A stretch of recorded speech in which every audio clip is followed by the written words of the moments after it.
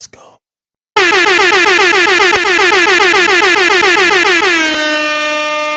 Yo. What up, man? How you? No, I'm chilling. Chilling. I You like chicken. You still like chicken? Yeah. I was about to say. I was wondering if you likes the Yeah. chickens. What up, man? Welcome to another episode of What's the Status, Travis, man. Thank you. It's gonna be episode, I believe, 18. We are live right here on Facebook as well as on YouTube. So if you see this either way, you want to watch it on YouTube, hit the link, do something, do what you want to do. I would prefer that you hit the link so you can subscribe and hit those notifications to know when we live at all times. Starting next week, I believe we might even be live on Twitter as well, too. So if you want to hear What's the Status, Travis, and see What's the Status, Travis in live action, those would be the platforms that you can see us on right now. But you know how we do. First, we need our drink.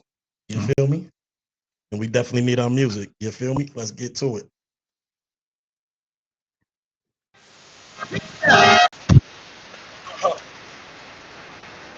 Yo, lucky I don't rap. I'm going in on the first all those tacos.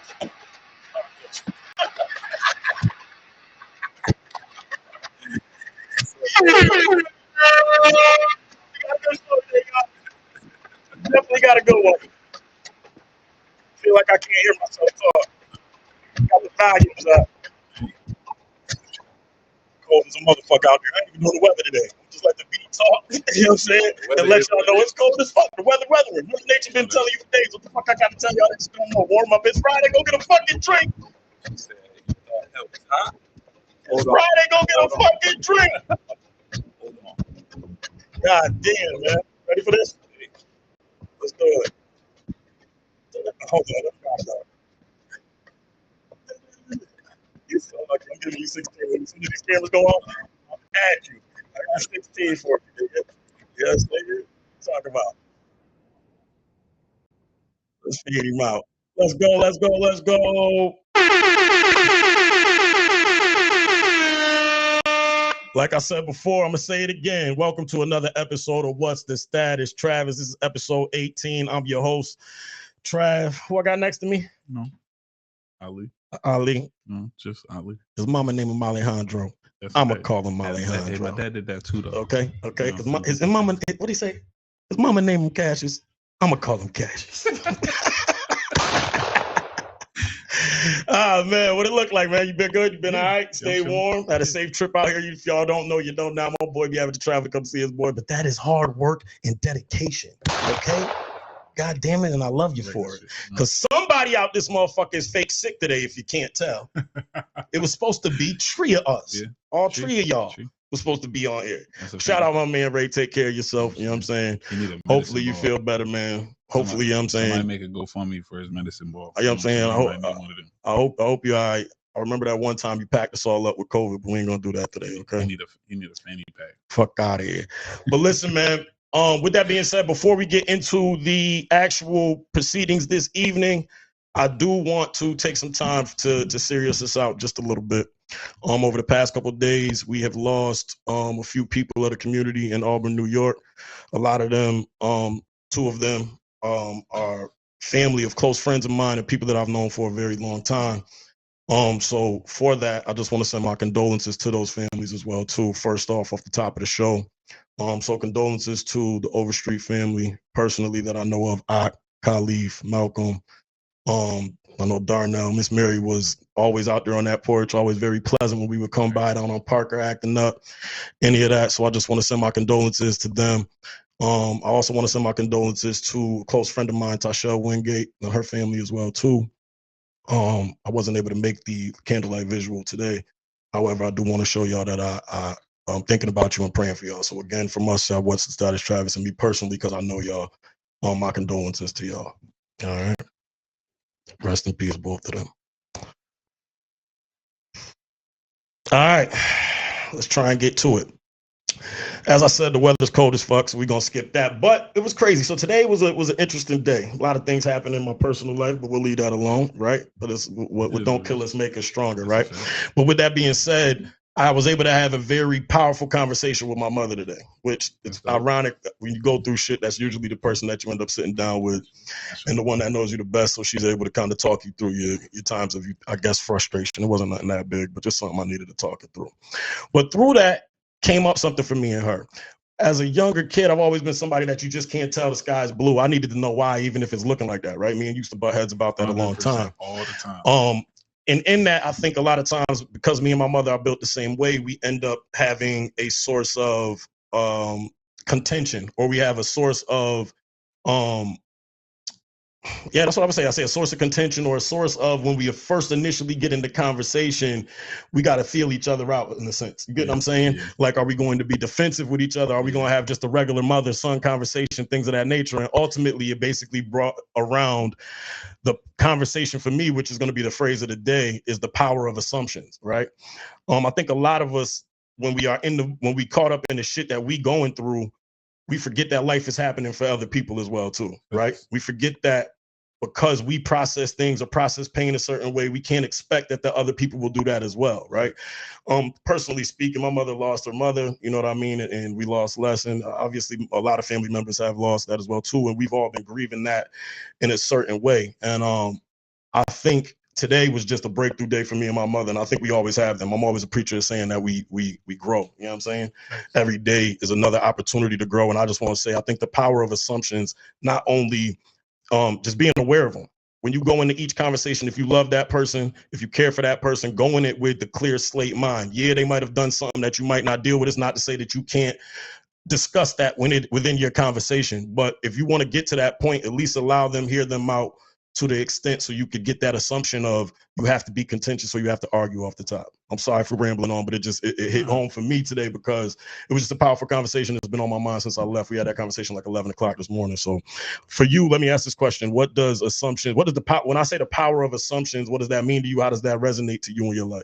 Assumption to me comes off as you not listening. Speak up into the mic, please. I said assumptions come to me as like you not listening. For sure. You already assuming. Mm-hmm. So instead of you listening to what I'm telling you or how I'm showing you, you just assuming one way over the other. I could be showing you in a bevy of different ways, but you assuming because you're not, I guess, paying attention, you're not listening, you're not seeing it. But at the same time, like you just gotta be vulnerable from time to time. And a lot of times I think in relationship, whether it be friendship or actual, you know what I'm saying, partnership, marriage, whatever it may be. I haven't been married, but I'm just speaking from a sense of being in a relationship like that. A lot of times you get so caught up in what you're mad about and what you're trying to be right about that you don't give it time to really just look at the whole picture and be like, all right, even if it's still wrong, you may be able to understand why that person moved in the way they moved. Not to say you need to accept it, none of that, but to cut the conversation off or walk into that conversation automatically thinking it's going to be war is not productive for nobody. You know what I'm saying?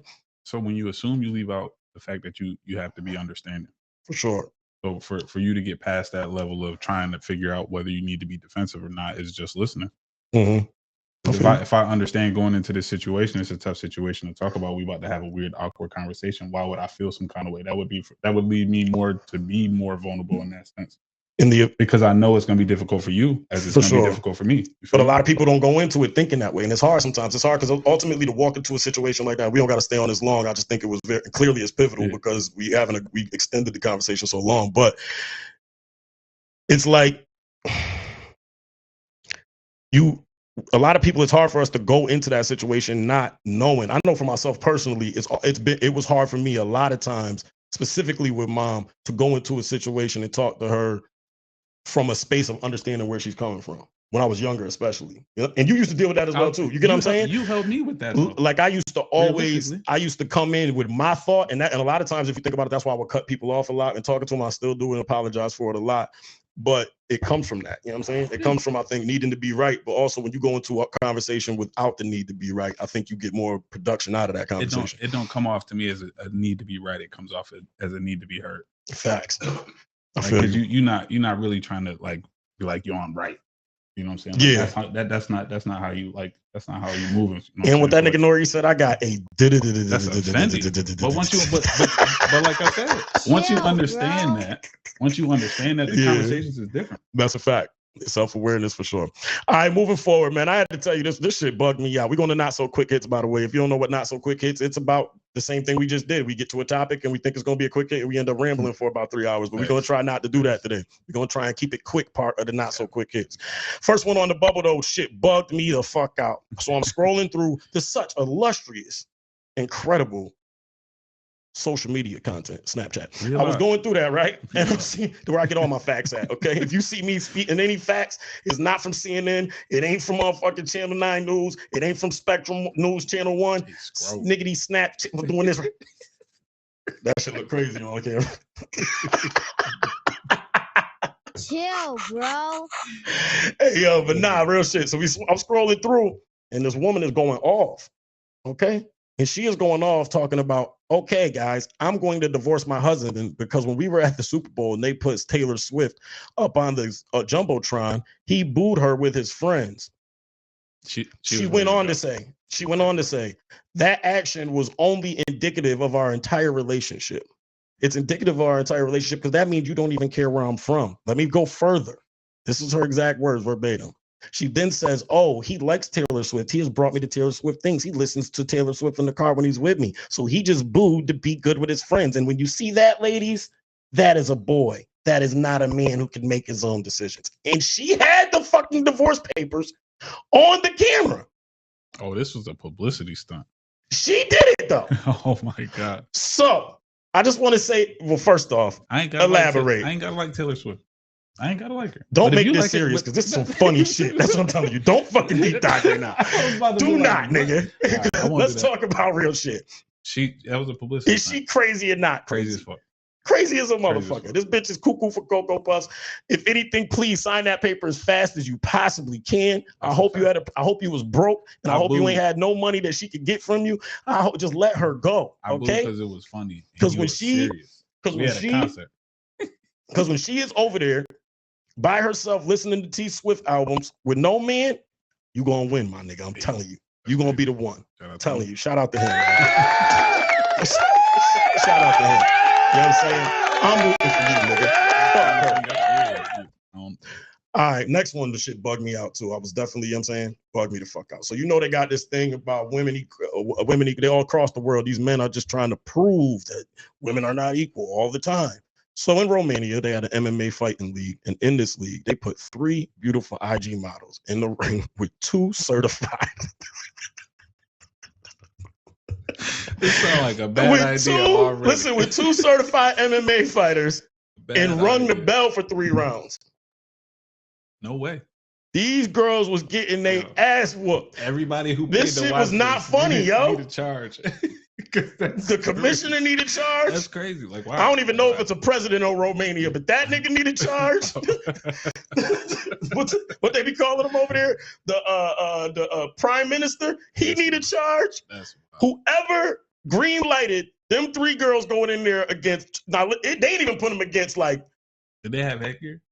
Yes, but it don't matter. I don't know. That might Ali, it don't matter. Then. It shouldn't happen. But I'm saying though, like I could see the safety in it. It don't matter, nigga. You can't do that. It could be pure entertainment, and they could not be. Stop what I'm telling you. It wasn't pure entertainment. These bitches look like motherfucking ping pong balls. That is a fact. Nah, I don't know. I feel like it was thought out. I'm telling you, that shit was just like that. I would think. Fuck no. Because they gave them headgear. So okay, of course you're gonna give them headgear. I don't care. Niggas still got you see. Okay, listen, you seen niggas get knocked out through headgear. Yeah. All right, what are we talking about? But nothing. But we're talking about trained MMA fighters. Yep. Okay, against 3 regular IG models. There's nothing to talk about. It was an ass whooping, is what I'm saying to you. I think it was entertaining. They ain't even put Ronda Rousey in there. You know what I'm saying? Like, give them another girl that could whoop ass, Clarissa Shields, something like that. Then I might not be talking about it. But come on, man. We fucking wilding out here. Shouldn't have happened either. We are wilding out here. Jay Northrup, I see you, but you cannot put no more Buffalo slander on my chat. Okay? I can't take it. All right? Shout out you. Shout out Bree Raftis. Condolences to you as well, too. Makai Ripley. Twan, I don't even know why you ain't here, man. I can't stand you, man. Shout out my man, Twan. That's gang for real. All right, man. Moving forward, what else we got on Not So Quick Hits? So, shout out my man, Kuhn. He asked this question earlier, or he made a statement, and I just wanted to know if there is a place in the whole economy or the economy of women for this particular woman? And I've seen that there is a place, but do you think it's more that there is a place for them, or there's just the seldom few that we get to see that are winning by doing so? Okay. Statement was, damn, some of y'all so fine, but fuck y'all all ran through. I thought that was a prestigious statement that I read today. But with that being said, it made me think on the hierarchy, because we do see a lot on social media where the beautiful women who might have been with a few niggas are winning. They getting money, they social media motherfucking, you know what I'm saying? We've seen it occur, right? But my question is, in the overall scheme of hierarchy of things, how many of them do you think are actually winning, percentage-wise? Oh, just a ballpark speculation. We don't know. There's no numbers in front of us. What happened, Dave? And what is it? What is that considered? What is ran through? Yeah. Like what is your number for ran through? Like, how do you? Let's say she. You know what I'm saying? Let's say she ran. You know what I'm saying? You know what? We know what ran through is. We ain't got to go through that. And that is subjective to each male's number. And if you go back to a few episodes on the YouTube, me and Ray had this argument for about 10 minutes. So we ain't gonna do what's ran through and what's not to a third with an age person. We ain't gonna do that. But if you want to go check it out. We did that. What I am gonna say is, I'm asking this: if you could put them in a space of what's winning, the wholesome girl, the girl that might be a little bit nasty but also classy, the complete joint that's just out there looking good, trust she could get a bag from every nigga she talked to, the girl who in the hierarchy of them, where do you put the bad but ran through joints? Is they like in the mid tier or is they at the bottom? I think they in every category.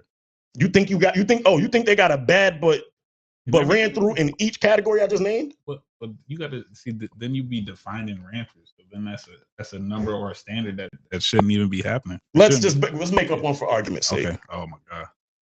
30 bodies. Teacher's on. I'm with you on that. So we're not having a question of that, because you know what I'm saying? What I'm saying to you is, though, she got 30, but she just looked good and she just ran through. Ain't nothing else there. Where does she land in the hierarchy of the ones that got shit going for them, might not have nothing going for them, might be a good girl, but ain't got no bread? Where do they land in your hierarchy? She could be ran through and have something going for her. Like, that's possible. Two things could be true. So like, I feel like it's like that in every category. Like, so you went away from that, but that's at the end of the day, that's really what it's gonna be like. So I guess you can't answer the question. You because it really shouldn't. You could give me your preference answer, but I think you're running from that. I'm not running from your preference. How am I gonna rank something that could be everywhere? We shall proceed. That's like saying to give you what you need. The pigeons in Chicago is different than the pigeons in New York, naturally, right? But they all pigeons. Okay, we're not doing this. That's what I'm saying. I'm not doing this with this nigga today. We gonna move on from this. Them pigeons is pigeons. I don't want no what they say. Them be the girls who get no love from. I had to think about something that would be everywhere. Would you consider the girl that is pretty and ran through a pigeon? It would be I'm asking a question. Yeah. Yes, no. Yes or no? Thumb up, thumb down. It's either or, because it's situational. It's really situational. I really can't stand these niggas. You can't get an answer out of these niggas for nothing. Because it depends. You can't get an answer out of these niggas for nothing. It's situational. It's all right. I'm gonna let it go. That was a good question, though. We'll double back. We will double back for sure. All right, man. Let's get into some of the topics. Some of these serious, some of them not, but we will get through them. I think the things that we need to point out. First and foremost, we'll keep it light. Shout out ASAP Rocky. The boy got off. You know what I'm saying? My thing is, though, it made me think, how many, if you were in a situation that ASAP Rocky was in, and they offered you, let's not say it was jail time. Let's say it was a deal to pay it off or not pay it off. Do you think you would have had the courage to stand in front of that judge the same way he did and worry about the verdict? Granted, I'm gonna say, I mean, he had enough evidence and he put enough holes in Son's story to know that he was gonna go. Had I known that he'd had that many holes in his story, I wouldn't have fucking watched this shit. But I do ask that, I asked that question to you, like, one, that was still tough, nigga. You ain't know what that jury was gonna say to you.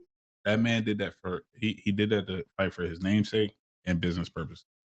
If he would have took that charge, he would have never been able to travel across seas where he do to get his bag. That shit would have never happened again. So that's literally, he had to fight for that. But imagine having to fight for that, knowing that the case you're trying to say is some bullshit. Yeah, there you go. Like some bullshit though. Like, you know it's some bullshit. But you want me to sit here for it, but you're doing this for like, it almost looked like, yo, I'm doing this for some clout. And that's exactly what it was for. Dog. That's supposed to be my dog, though. And the way, and after he started talking, like it was clear he was the aggressor in the situation, shit like that. The nigga showed a scar on his knuckle, like he just fell playing tag on the back of his hand, talking about he got grazed. Nigga, there's no way. Didn't it start because he didn't want to pay him the money? Yeah, but then he didn't want to pay him no bread for this whole situation. He was like, all right, you're gonna have to pay me some bread, so I don't tell nobody about this shit. What? And then the crazier thing is to me is how the fucking DA took a case to fucking jury, or the grand jury even indicted him. But let me finish, nigga. How much money you lose in this process? So you sit now that, to fight this but case. my thing is, you're strong. Let me finish though.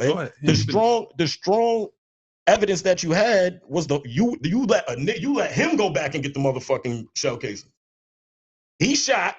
No, another nigga shoots me, and I go back and get the shell casings from the gun you shot at me. Make it make fucking sense. Listen. Common sense isn't always common. My thing is, how is a fucking police officer or a DA, do you take a nigga that went and did that and say, okay, yeah, we're going to take this to trial? That was and why would you take a gamble on that shit with a nigga that was, the DA looked horrible. If I was the fucking DA in LA, I'm letting that nigga go for even taking that case. Nah. That shit looked crazy. Because my thing is, ASAP Rocky wasn't, for me, if I'm a lawyer, I'm being dead ass real with you. If I'm a lawyer and I'm not saying nothing, ASAP Rocky's partner is big enough for it to be made a name on if I fucking was able to get him guilty. I understand that. But ASAP himself, with the evidence, listen, if I'm a lawyer and got that bullshit ass evidence and this nigga in front of me, right? And I'm privy to all of that, for me to want to hang my hat on a celebrity case like ASAP Rocky with that much bullshit evidence, he would be fired. That's what I'm saying. It makes no sense. Because ultimately, as the DA, your goal is to get W's, nigga. So do you think that they got more? You only get reelected off of your fucking W's, and your dumbass took this shit to fucking trial. What if they knew that they wasn't going to win, and they just took this shit anyway because they knew that it was going to get their firm name out there? Then what would be time? It's not the firm. You're not hearing what I'm saying. That would make sense for ASAP Rocky's standpoint. No. Not for a prosecutor. Yes, it would. Make it make sense. Because it's them. They're representing him. No, the prosecution they had to prove ASAP Rocky guilty. What I'm saying to you is that would have made them look good, because as the prosecution, you want W's as a lawyer. On the flip side of that, of course, if I'm ASAP Rocky, I'm gonna take that I'm definitely taking that case, because I know it's an easy win, and I got ASAP Rocky and Rihanna next to me. I'm gonna make $3 million off my name alone for the next fucking 10 years. But what I'm saying is, this dumbass fucking prosecutor had this dumbass nigga in his office, went through questions with him, let the nigga tell him that he went back and found the gun, the bullet casings from the gun that ASAP had, and took it to trial. He felt like he had a case. If I was his boss, he would be the fuck up out of here. That was you knew that wasn't a win. People make mistakes. And they got to. He's probably answering for that. That man might be the mailman for the next 6 months. And honestly, I ain't gonna hold you. In my professional career, there's been a few times where, when you make that mistake, whether it was a mistake or not, you got to pay for that motherfucker, because the heavy is the head that wears the crown. That's a fact. So what I'm saying is, you got to be strategic and I'm not championing the DA, but this shit was just dumb. We just seen multiple cases where these motherfucking, even the Young Thug shit, these niggas just got blunders of fucking cases. Like, what the fuck is y'all doing? But it becomes a cash grab though. Yeah, for sure. You got to spend money to fight this case. You got to spend paper. So now it's gonna see how long is it gonna take for me to run your funds low before you like, fuck this shit, I don't want to do this no more, and just cop out. I think that's what they bet on. They probably bet on that. I promise you, this case looked like that because they was trying to push him, thinking that he wasn't gonna fight it, because he was like, he didn't want to give me the money. If he didn't want to give me the money, why would he fight this case? Exactly. Like, why would he do that? You know what I'm saying? So now it's like, all right, so it's now you're looking at it. You're looking at the whole case completely differently. It's not what you actually think it is. They was really trying to get this man to cop out, because if he cops out and takes the plea like they offered him, he can't make the money that he wants to. His touring stops. For sure. Think about that. This man is in fashion. He's across seas all the time. He's always in something in overseas in Europe doing something of that nature. That should be done. It'd be done. That's crazy, bro.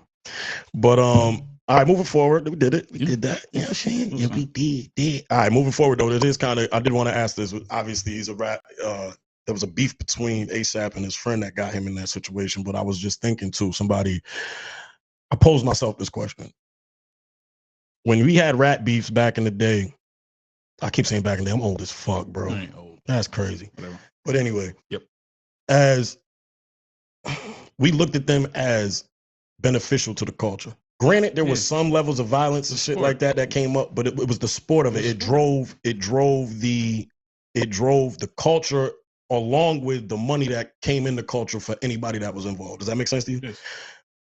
And then you look at beefs now where it kind of feels like when you see like the Kendrick and Drake and then you see all these niggas dying over the beef and shit like that. And it's not, and I'm one that loves the art and loves the battle and the ruthlessness, verbal, like the lyrical warfare of hip hop. So I'm the one that doesn't want that to leave the game, right? But also with that being said, it's like back then when they got in beefs, it felt good. Does that make sense in a way? Like the 50 and that shit, it felt like as much as they was really beefing, each song that came out felt like it built on the culture. Like it pushed it to motherfucking like, okay, these niggas gotta go to the next level. And how to handle said beef in that situation, right? Not to say there wasn't no violence, I'm not trying to say that. But then when you look at it now, it seems like the only motherfuckers who really benefit, it's not the culture that gets lifted a bit. Up until now, I think with the Kendrick shit. But recently, it's not the culture that gets uplifted from the beef. It's the only thing that gets uplifted is the pockets of the niggas that are making money off of the songs in the transaction, right? So I guess my question to you, my fault, is how do you feel the rap beef now? Is it still beneficial to the culture of rap? Do you think it is? Let's explain. I think it is, and I think it happens the same way. I think the beef before compared to now was literally for the same thing. It was just lyrical exercises. But then some people just take it a little bit further because it'd be personal behind. Once it get personal, it's not a beef no more. It's like that's different. I get what you're saying. But with the Kendrick stuff, I think that shit great for the culture. For sure. Even the shit back in the day, that shit was great for the culture. That shit, but because if you think about it, in those spaces, whenever we had diss tracks, it was always new. From that diss track, the music changed. Grew. Yes. That's what I guess. That's what I'm saying. Splintered into mad shit. So if you really think about it, this shit is great because now everybody about to be doing completely different shit. Everybody gonna get comfortable again because now it's about the art. It's not it's not about being in the same lane, doing the same shit, talking about the same stuff. And I guess that's what I was saying. You just hit the nail on the head, Paul. Because when you said, that's what I'm saying. Like it became redundant. Like when we would hear 50, like that's why the beefs happen because dudes would be like, "Yo, you doing the same shit I'm doing, but I do this shit better." Why you over here? And the culture was growing though. These niggas was dissing each other in their own style. Like, you know what I'm saying? Like 50 was beating niggas in battles with hooks alone. You get what I'm saying? Like he had bars, but he was smacking niggas in battles with hooks alone. So it pushed the level. It pushed the melodic envelope of motherfucking hip hop. He was a machine. He had songs where people waiting for them to respond to him because he knew what he was gonna say. Everything he did was calculated. Yo, that man was on a different jump. He was flipping niggas tracks, D-block R&B. Like these niggas was at war singing, you know what I'm saying, over R&B tracks going at each other. It brought on like these niggas singing over it, like Ja Rule and them niggas. That shit is crazy. But I just think the question was to me like, damn, I feel like when those battles happen, and I guess that's why I'm asking you because you put me on to a lot of music, a lot of styles of music. You pushed the envelope for me to do that. Is where do you think do you feel like it's still beneficial to the game, or do you think it's more? Do you think it's more detrimental to the culture? Fuck the money. I'm talking to the culture of hip hop itself. I think it creates more art. Okay. I think the good beefs do, because the other ones haven't. Up until Kendrick and Drake, I'm saying. The beefs people want to listen to, the beefs people want to see, because when you're watching the beef, you're watching it, but you're listening to the music and you're seeing the differences and you're seeing the cadence and you're seeing the art of it. You have to, because now you bopping your head to some shit, so now you're paying attention to it. So at the end of the day, like that shit just makes the art better. I think for me, and this may be a personal feeling, maybe I'm not keys dropping shit, and maybe I'm two things. My nigga's about to get fired.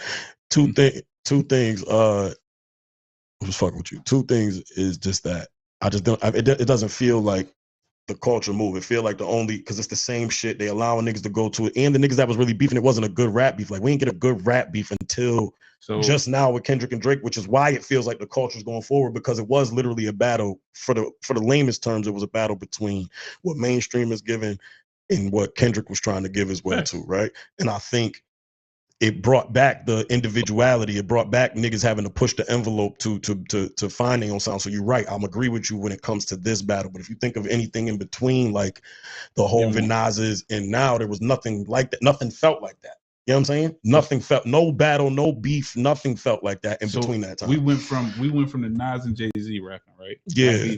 And I'm gonna tell you, like, that's why. Like even Meek and Drake ain't feel like this. Yes, hear me out. That's how it splinters. Watch this though. It's how it splinters. You have a storyteller that is giving you visuals. He's painting pictures. Nas. Hov is storytelling. but he's storytelling in a way for you to feel comfortable and for him to reach everybody else. Okay. So the styles is similar, but he's doing it on a larger scale to the point where everybody else is rocking with this shit. That man lost the battle and still moved on. Okay. So we're literally watching the same thing happen all over again. I agree. I'm just saying all the filler in between didn't feel good until now. You know what I'm saying? Like it felt like the rap beef had to be out of motherfucking hip hop because you didn't like for the so fucking long in those beefs. You didn't like that art. That could be that you too. Didn't like the art. It could definitely be that too. Why would I listen to this? This is a pointless beef. I hear you for sure, for sure. All right, moving forward, man. And speaking of beefs, this next thing sometimes can cause beef, so we can make this quick. But I did want to kind of touch on it. Couples not having their own lives or couples having their own hobbies. Is it important or is it not important? You know, a lot of times people get in relationships and they forget that they got families or the lives they had before. Sometimes you get in relationships, you end up forgetting yourself because you try to do so much to make everybody else happy, so you don't do the things that kept you, right?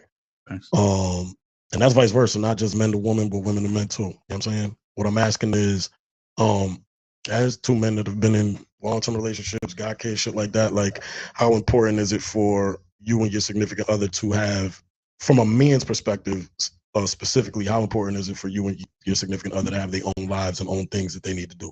Friends, shit like that. For anybody, you got to know who you was before you was. I was who I was before I got here. But if you don't know who you was before you met said person, you still gonna be stuck on the same fucking hamster wheel, nigga. You gonna be running the same place. But if you know who you was, like it's one of those things like you got to do the things that you was doing before you met this person, your hobbies and whatnot was things that you was doing that was releasing some type of tension or some type of energy. Yeah. And when you met another person, you was like, all right, this person helps me. This person does what I need to do in this way. This is helping me here. You know what I'm saying? So then you're looking at some shit like, I might play basketball all the time. And damn, I don't need to play basketball all the time because that same field, that same vibe that I get, I might get competitively somewhere else. But my thing is, I think we don't ever necessarily get, I think that's very important as men we need to talk about, right? Because a lot of times we are put in that space where we, and sometimes a lot of it's ourselves, right? I think if we wanted to choose to just say fuck it and be selfish, we could, you know what I mean? But I don't think it's necessarily in our nature to do so, right? So a lot of times you end up. I don't know though, because some people different. They are real talk. And so I think sometimes you enter a relationship with the thought process already that you're gonna have to give up. You're gonna have to give up some of yourself in order to make it work. But in a healthy relationship, you're not supposed to give up nothing about yourself for that shit to work out. Because clearly you was you who you was, so that person liked you for who you was. So if you changing in that process, you're not changing because of you changing because the other person, you figuring out even more than about themselves. But let me ask you a deeper question. And if we both know that, and I'm being real, then what about men makes us do that anyway? You get what I'm saying? Like, and I guess that's even the bigger conversation. Like, what about us as men once we choose to make that choice? Because with the people we love, we really not confrontational. But we really don't want to do that. Yeah, okay. That's one thing about it. With the people we love, we really not trying to be confrontational. No matter how you try to slice that shit. Like you and I could beef right now, and I don't give a fuck how mad you get at me. It ain't gonna change nothing. That's different. It ain't gonna change nothing. But your response would be different than it would be to your significant other. No, to anybody else. It should be though. The people I care about, the people I love, my nigga. It's nothing that you could. I understand because you might respond to me in a certain way, and it don't got nothing to do with what's going on. I get what you're saying, but I'm saying also to you, like what I'm saying is what if, and we've done it. Like what were some of my reasoning for, like you do it for your kids or you say that to yourself, right? It's like a lot of times it's like I said, it's not them, it's us talking ourselves into what we think is the right thing to do. And not to say that it isn't, because I think a part of being in a relationship and a successful one is, for lack of a better term, sacrifice. Let's say compromise, right? But 100%. With that, I think a lot of times we end up forgetting who we are. And it's kind of like a fine line because you want to give up some of yourself to make it work, but some of you giving up yourself makes you less attractive to the partner you're with. Does that make sense? Yeah. So you gotta, it's like as a man, you gotta kind of find that balance of what hill do I stand on? That too. That's literally it. That's literally when it boils down to it. It's like all right, look, I'm gonna change and I'm gonna adjust with some things, but at the end of the day, like I might not change this about myself because I was doing this before. I have the history. I have the track record. I know this shit showing proof. So why would I change this? Yeah. You get what I'm saying? Like I might change something. All right, this is something simple. All right, cool. I get it. Oh, you don't fuck with this. Cool. I rock with it. That shit ain't hard because I care. I think the other thing is to once you make that decision to necessarily, and it's not saying that you're choosing yourself or choosing yourself over your significant other or anything like that, but once you get back to being yourself, you start to realize that it's the small shit that made you tick every day. Does that make sense? You know what I'm saying? And I think once your partner sees that, it makes it easier for everything to go forward too. But it was an interesting question and something interesting. You got another thought? You look like you had a rebuttal. Nah. I know you, nigga. You know what I'm saying? I'm a trained, but my dad used to say I'm a paid trained observer. Okay. It's not no type of like you just said, like when everybody it kind of go good or bad for each other, the conversation get better. Not it ain't. I guess it is what it is. What it is. Yeah, that makes sense for sure. But I think you definitely got to have your own time, your own life. You should never not. You shouldn't, because if that's a completely lit. different conversation for the relationship, because then that's a trust thing. Mm-hmm. So if you can't have that, if you can't have your own life, you can't trust the fact that I was already out here chilling and doing what I was doing before I met you, but I'm not doing what you think I'm doing. Mm-hmm. Well, now where we at? Exactly. And I think that's what I think that has to be that you gotta, I think individually, because ultimately I think the other thing is just because you're in a relationship, you're not responsible for that other person's happiness.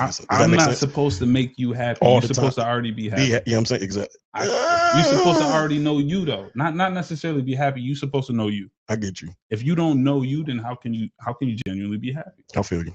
I definitely feel you.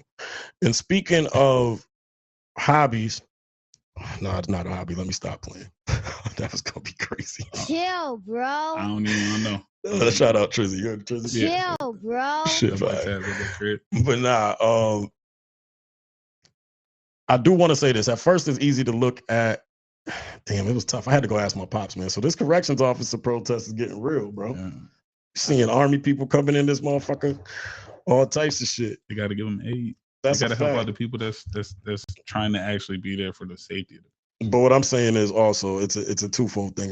Shout out my pops, because I asked, I called him because I really didn't understand what the process was about. I've never, like I said, I've never spent a day in jail, but to have empathy and sympathy for people is one thing. But it has to go both ways, and respect is given both ways. So I talked to my dad, who was corrections officer for 37 years of his life, my entire life for living. And I was like, yo, Pops, what is it necessarily about? And on his end, he's saying it's about the safety of the officers and and that they don't have as many, I guess, permissions. I guess if you want to talk about a few things, there's not, they don't have the shoe any longer. The longest you could put somebody in isolation is a couple of days. So if somebody wanted to retaliate or anything like that, they could towards you, which does necessarily make it for a little bit of an unsafe situation. I've worked never in corrections. I've always worked with at-risk youth, but I've been in not situations, but some situations where it was built like that. But the pivotal thing my dad said on the flip side of that is, yes, there is safeties and things that are taken away from the officers, and that if you are a solid officer, those are certain things that were able to protect you. But on the flip side of that, he said the harsh reality that they are also kind of running into, and he didn't say this actually, I think I came to the realization, but it was after he stated what it was. I said the other harsh reality that could possibly be coming into is when you don't lead with respect when you're in that space, right? When they take certain things away, then what do you have to stand on? Thanks. Does that make sense to me? Mm-hmm. And I'm not saying that all officers are assholes when they go through there. I'm not saying none of that. I've been in a space where there's been certain things that we could do in order to keep the youth or the population safe. When I worked with at-risk youth in certain situations, that did make the job tougher. However, one thing that always remains, regardless if you have those permissions or you don't have those permissions, is how you treat somebody. All the time. That's in every aspect of life. All right.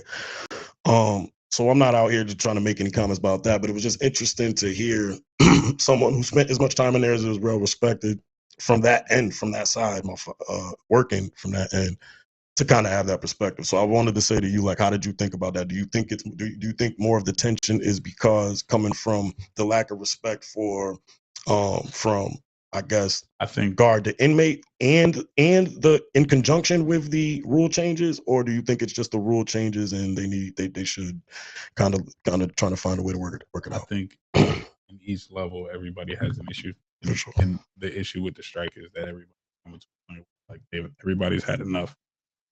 Yeah. So they just like, we got to get this shit figured out, or it's gonna be bad for all of us. For sure. And everybody's seeing that shit, and that shit is not okay.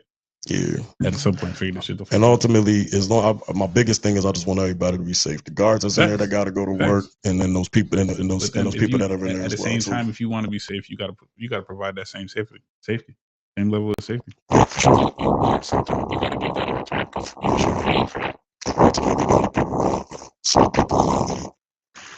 And my thing is, like, it was funny. I watched I think it was I can't remember who it was, damn it. I did finally watch the news for one time. I don't know if it was the senator or the governor of New York or something like that. But long story short, I guess a reporter stated to them, and this is neither here nor there because I don't think anybody should go to work to be disrespected. So let me preface this by saying that. But I guess the reporter asked, well, what about reports that the inmates are spitting on them? And this was in conversation to the trial from the Marcy inmate that died a few months back at the hands of officers. And the governor, I believe, if I'm wrong, somebody correct me, stated that being spit on doesn't result or equal up to being killed, right? I guess that there was some. I guess he started getting beat prior to even getting to the building. So on transport to the building, and they said that he was never uncuffed. I guess from that place forward. So you beat me up twice. I spit on you. It was crazy shit. But I think what I can say is this: one, I think everybody need to respect everybody in closing. Two, I want the safety of everybody that's in those buildings 100%. first and foremost. And thirdly, with a little bit of, and like I said, I never did a day in, and I've never worked a day in. So let me preface that by saying, just from the outside looking in, peace for everybody, and hopefully y'all could find a way to respect one another, whether you in an inmate jacket or whether you in a uniform, so that everybody could get through their time and do what they need to do to get home to their families. It's one of those things where but to see the fucking National Guard come in was crazy. But treat everybody the way you want to be treated. That's simple, pretty much. That's it. I can definitely say that. And if you feel some kind of way because of where you at, then maybe that's not the profession for you, okay? Yeah, man. And then you got inmates in there crashing out, only putting more time on themselves and stuff like that. Like it's crazy, but you know what I mean. Speaking of crashing out, brother, I am not. I repeat. Let me turn this up. Can you hear me clearly? I want to make sure you hear me. Can you motherfucker hear me? I think so. Maybe a little. I will not be on nothing that got jets on it, wings. Gets in the air about 30,000 feet and travels me nowhere. Said no more flying. I'm doing nothing but cross-country trips. You're not going to see Trav on no flights. I ain't catching flights. I'm catching feelings. I'm not catching flights. Catching skips. I'm out of here, okay? Trains. No planes, but all trains, automobiles, bikes. Okay? You can ride a bike? Yo, don't play me like that. I'm just asking. I'm not even trying to be funny. Don't play with me like that, nigga. I'll just don't play with me. Still ain't answer the question. Dinos, Huffies, mongooses. You wasn't jumping. Pegs, nope. I wasn't jumping shit. I ain't gonna lie. I was definitely wasn't doing that. But I'm not flying shit. I just want you to know that, nigga. I am made to be on the ground from this point forward. If I'm traveling, it's going to be places that Marquise Agee can drive and do 185 on the fucking highway while I sleep. Okay, nigga? That's where it's going to be. The fuck are they talking about? But with that being said, they got more plane crashes and I'm scared as a motherfucker. Every time I see a plane crash, I just think of Final Destination, which only fucks me up more because when I'm on the road to fucking Syracuse, New York, and I see them goddamn 14, 18, 19 wheelers with the goddamn logs on the back, I just think them shit's about to roll off and shit. I ain't got time. My anxiety don't act right for me to be around shit like this and see planes coming out the mother. Shut the fuck up, nigga. You take a deep breath. And are drive, you getting on a flight? That's my question. Depends on where I'm going. Fuck, nigga. Okay, let me ask you a question. I'm not getting on no motherfucking flight. That's you. That's your preference. You gonna get on a flight? I might. On my soul, I might. You better than me right now. It depends on where I'm going. Nigga, 2 planes crashed into each other. You had the plane crash in Philly. You had the motherfucking other plane. Like, what are you talking about, right? You just had a plane crash, nigga. With Delta, I'm mad as fuck at Delta too. They land the shit was it on the ice or on the runway? Runway looked like ice, cold as a motherfucker over there. Shit flip over, they slide shit, blow up. They got footage of this shit. They got footage of the victims coming off the bitch. Talk about, oh the fuck, I was just on this plane. Crazy. Shit looked like a movie, nigga. You understand me? Was it? No. This shit's real. Want me to tell you why I'm mad, nigga? Why? Tell me why you mad, gang. How many feet in the air you think you got it? Let's just give me a Crash like ballpark. that? It doesn't even matter. Just give me the highest number of feet you think the plane was in the travel before it was coming down. I just want to know. Because mind you, the whole time on the way down, you know good and fucking well. They told them, up, we're in an emergency. We're going to have to do an emergency landing. I am going crazy, nigga. Okay, let me finish. Let me finish. I thought you was done. Please, gang. Okay? That's my biggest thing. Look right there. You just read that. Tell me how much they paid them people. I was 50,000 feet in the air. I almost died. How many people on just the plane? Look, I don't give a fuck, Ali. This is Delta Airlines. It matters. Nigga, this is, you know how much billions these niggas make? But hear me though, right? You had a plane, if you had a plane of 200 people, you mean to tell me 30K after coming from 50,000 feet in the air and almost dying, nigga, is enough for my life? My life that I risked for you, and for the rest of my life of never wanting to get on a fucking plane was worth 30 fucking thousand? Exactly. You're smoking crack. Make it make sense. It don't. Exactly. I'd have been tight as a motherfucker. But there's people in place and there's lawyers in place that do that. Lawyers in place. Listen, if anybody that took that, listen, my nigga, you probably let's ballpark. How many people you think? Let's say the plane was fucking full, nigga. Mind you, I don't even know. I don't even know how many people survived. I don't know what. Did everybody survive? Look it up for me real quick, Keys. What the? You know what I'm saying? So 30 people is 900,000. Nigga, right? That big ass fucking plane. But that's 30 people. So now I'm trying to get you to look at it from a money standpoint. Don't look. I know it sounds crazy. Go ahead. I really want you to do all these numbers so I can still look at you after. I know. Go ahead. So if you do 60 people on the plane, okay, it's 1.8 million. Yeah, keep going. So they paid 1.8 million for this shit. Hear me though. For that not to hit the fucking court, because if it hits the court, you get all this paper. Nigga, they're gonna give you everything, but then you got to get a lawyer that's going to fight these companies. Nigga, hear me out. Think about it like that. 1.8. I paid 1.8 for this shit to hit the news and these people to be compensated. It wasn't. It's not about, like, I understand. Yes, the fuck it is. That shit is crazy. But they're not looking at it like these people. No, they not. What I'm mad at is listen to me, nigga. I'm gonna tell you right now. What if you ain't got the paper to fight it? What if you ain't got the paper to put the money in for a lawyer? I don't give a dick. I got enough to fight for more than 30 fucking thousand. What if every lawyer in the world knows? And mind you, it's Delta Airlines. There's lawyers that'll take that pro bono because they know they can get the fucking bread. What are you talking about? 30K? Listen. 30. Sometimes it ain't worth it. Me, you, Drew. Let me listen. Listen to me. Me, you, Drew on a flight. Flight comes down. You don't make it. I don't make it. Drew makes it. That nigga should only get $30,000. Hear me out. And he watched us. Hear what I'm painting. Something niggas get. A bitch got 20 million for a hot coffee at McDonald's, nigga. What are you talking about? Listen. We talking about millions to 30,000 when I almost lost my fucking life. Listen. 76 people died or were on the plane. Okay, I gotta give him a little something. They saved his life. Right? It's still more than 30K. Now here though, right? I'll give you that. I'll tone it down a little bit. If you save let me rock out. See, the other 16 people, because I did for 60. He paid 2.3 million in total to everybody that was on the plane. For everybody in 30K a person. Yes. Hear me out. Now that still listen. Ain't enough for me, gang. Stop. That ain't enough for me. They fell out the sky.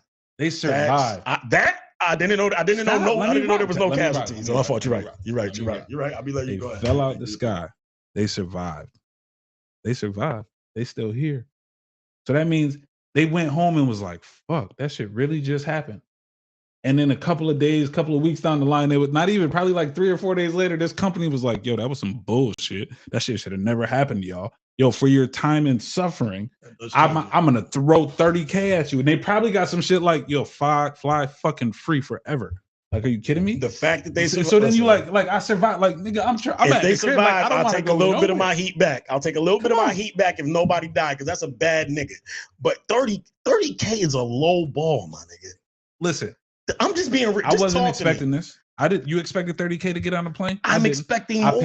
I paid go in the chat real quick. If anybody is in here real quick, do you think almost dying in a fucking plane and flipping over on the runway is worth 30K? How can I put a price on me still being here? There's no price, but I know goddamn well my price is more than 30K. That's what I'm telling you right now. Bro, I know goddamn well. My price is more than 30K. Happy I'm here.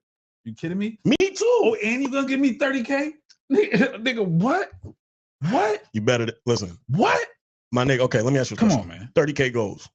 Okay. Still got nightmares. Bro. Still ain't waking up. How long Still is this 30K gonna last? You wanna know why? Because my job know that I was just at this motherfucking place and they gonna look out for me. See that right there? You see that right there? You see that right there? Yes, nigga. Bugging. I'm not listening. I hear it. Bugging. But Shout out, hear it. But I'm even still, bro. I'm not. You're thinking I'm still here. I'm still here. You're looking at it from a dollar standpoint. I'm not looking at it from a dollar standpoint. The money is extra. The money is a fucking bonus.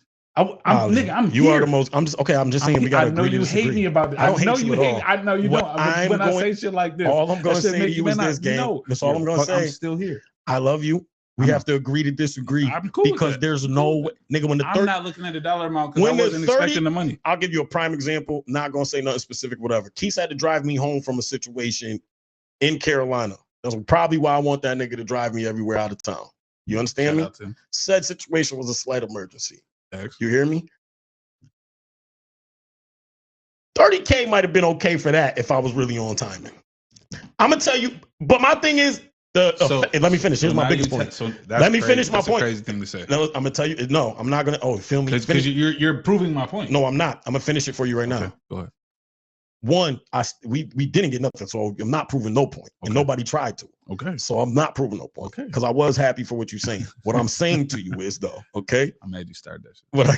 What I am saying to you is though, cause nasty word is this little nigga still don't want to be around. This little nigga barely want to be around his own dogs that he grew up around. So what I'm saying is 30 to me, 30, you're right. There's no price price on your life. I agree with you. But I am saying that price is definitely not 30,000. So the fact of the matter is this, right? I know I'm not bugging. That number is low, nigga. Let me rock. What you just gave me? You just gave me a car. Let me rock. You ain't even give me a luxury car, nigga. You gave me a motherfucking Ford with leather in it. Can I go ahead? Can I rock out? For sure.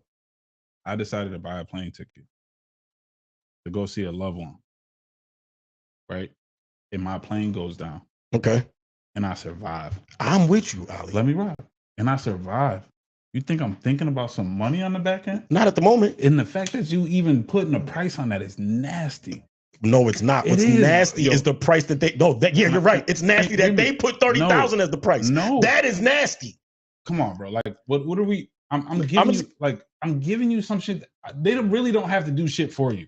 Realistically, but they would have just nigga. There's no fucking way. But they really wasn't. But they could have really put it in a place where they could have had a lawyer fight to not give you a fucking thing, bro. And what I'm mad at you mad. That's why I said let me rock because now you push me somewhere else. Bro. Go ahead. They really didn't have to do nothing for you. They could have really did you dirty and hired a lawyer to just shit on y'all, and y'all got nothing. They would have paid y'all doctor bills and whatever therapy you wanted to go through. You don't even know if they're doing stuff like that on the back end. So you thinking 30K because you hear the dollar amount, bro. But the dollar amount could come with other shit that would cost probably quadruple that because you know the trauma gonna be wild. Bro, they couldn't have did it. The public outcry and the fact that it happened on motherfucking social, it's over. They had to pay something, nigga. There's no way that company was gonna have one. But I'm trying to what I'm saying to you is I'm with you. I am grateful for my life. But if I was, this is what I'm saying to you. I could not expect $1 the whole time, be sitting there on my motherfucker. Listen to me. Sitting on my ass, never expected $1 to come my entire fucking life. But I'm still going to feel insulted when them niggas surprisingly sent me 30,000 when I was 50,000 feet in the air and almost died, nigga. I'm gonna think that's a spit in the face. Okay, that's what I'm saying, nigga. Let me give you an example. The nigga Diddy. I'm just making an example. Listen, the Diddy motherfucking party that he had, the first party he had, when they trampled the people and a few people died in the gym. Okay, first one he had, the nigga offered them 50K. So how does stop what I'm telling you? You survived. I was 50,100 feet in the fucking air. You're right. You sent me 30K to my house. 50. Are you fucking shitting me? So then, do you really think you should have sent me motherfucking what Ezel was asking for? Food stamps to sucker and $20. Do you really think you deserve that money, or does the pilot deserve that money then? No, the pilot deserves a fucking raise and a half, nigga. But you, that's what I'm saying. So like, you think like, It's so many variables in this shit for you just to appreciate some shit, and I think motherfuckers is not appreciating the fact that life is way more precious than $1. Oh, it is that.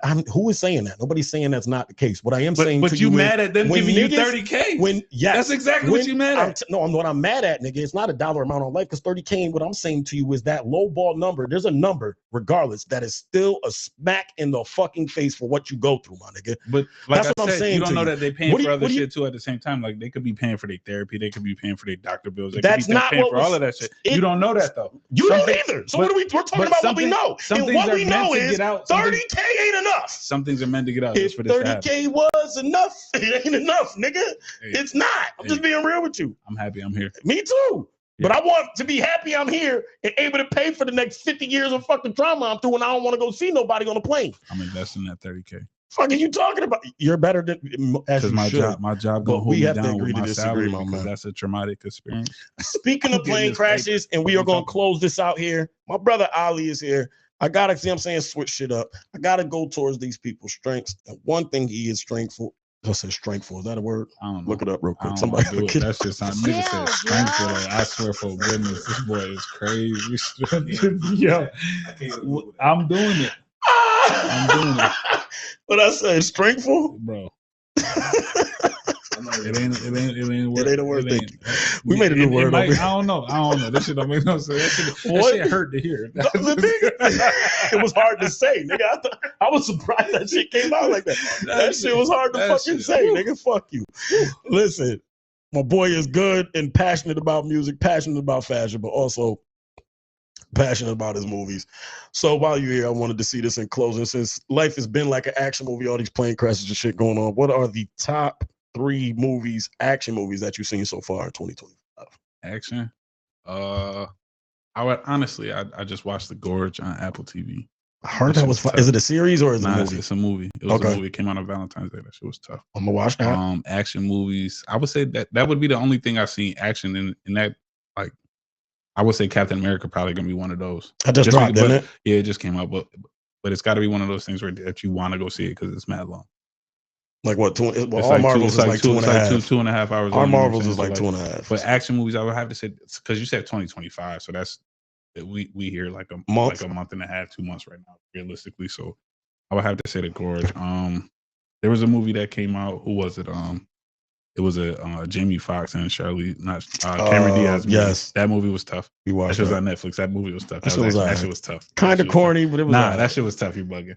It was if I went into the movie knowing it was a kids movie, it's Jamie Foxx and Cameron Diaz. Okay, but you didn't. It was all right. But what I'm saying, had I gone into the movie expecting a kids movie, historically they've never done anything that wasn't family friendly. I don't know that to be true, but I'm not going to argue with you. What movie you seen Jamie Foxx in that wasn't family friendly? Nigga, Collateral. Fucking family friendly. Collateral was not family friendly. Bye, nigga. I'm getting off the foot. This nigga so stupid. Family friendly because it's your nephew. Yes, I'm watching family friendly. He telling you something right now. Let's get into. We talking movies. Let's do it. Ain't no fucking way, nigga. Ain't no way. But I'll give you. It was a dope movie once I was able to realize what it was. There was no cursing, wasn't really no blood. Nobody got shot. Nobody really died in it. Like it was nothing like that. Nah, that shit was. If you really watch it, nobody got clipped. Because basically what they was is there was some parents that their kids thought was lame as hell, but in reality they was ill. They was them, and the kids couldn't figure out. They were like, how did you figure this shit out? All movie. They're like, damn, what the hell going on? When did you learn this? The shit gave me the feeling of like, are we there yet with Ice Cube with a mix of Mr. and Mrs. Smith? Kinda. That's how it felt. That shit was alright. That was Mr. and Mrs. Smith with kids. Okay, I'll give you that. That's even simpler. For sure. Is simpler word? Nigga, I'm fucking up. Simpler word? You're right. Simpler word? Okay, handle your business. We out here. Shout out Ms. Unger, reading resource. Oh my God. Me and Mark Leonello, you nigga, you know what I'm saying? Shout out Mrs. Unger, reading resource across from this Hunter room in West Middle, top floor, nigga. You know what I'm saying? That's where we was at.